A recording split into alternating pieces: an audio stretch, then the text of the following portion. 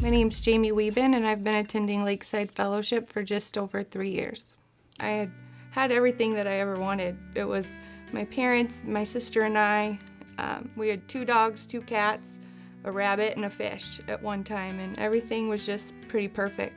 I got a scholarship to swim at Iowa State University. I met a gentleman, and we started a relationship. Right away, the relationship was not a healthy, by any means, relationship. I moved in with the gentleman that I was seeing at the time. 3 months later, I found out I was pregnant. When I finally had the courage to call my parents and tell them that I was pregnant, you can imagine that they were less than thrilled. And that resulted in about 2 years of me not talking with them. We finally moved down to Texas, where we moved 9 family members of my son's dad into our 2-bedroom apartment. I was the only one in the home who had a job. I was the only one in the home who had a license. And so that left me with a lot of responsibilities. All the while, my relationship with this man was continuing to get worse and worse. He would constantly be putting me down and telling me I wasn't good enough, and I was in a depression. I used to pray that I would die.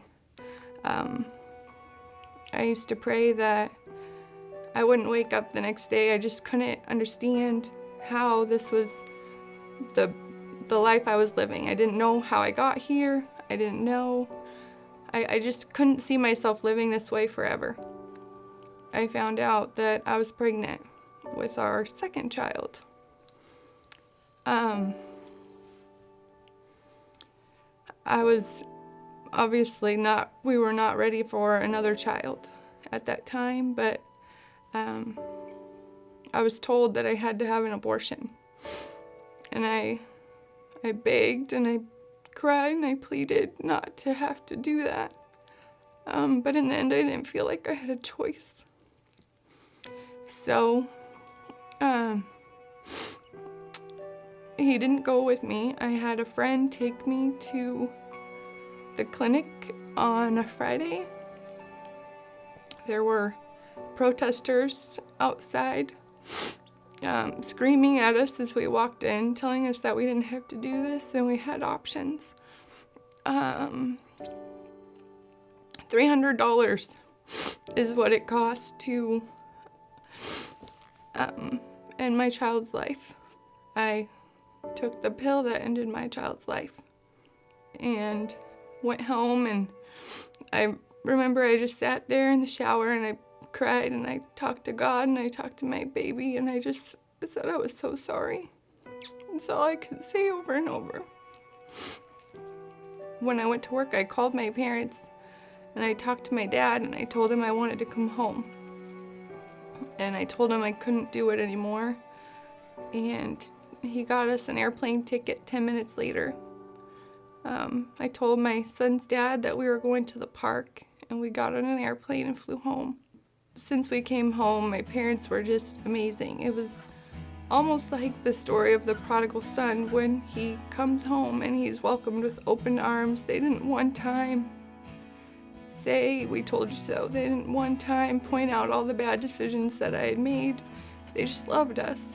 One day I just decided I was going to go back to church. Some people from Lakeside came over and shared the marked New Testament with me and laid out scripture, and I knew that this was what I needed. I knew that I needed Jesus in my heart and in my life, and that night I surrendered my life to Christ. About a month after I accepted Christ, a friend invited me to attend a Mommies with Hope retreat, and I was so scared because I was going to be around women who were struggling with infertility and women who had lost babies. And I just felt like if they knew what I had done, then I wouldn't be welcome anymore.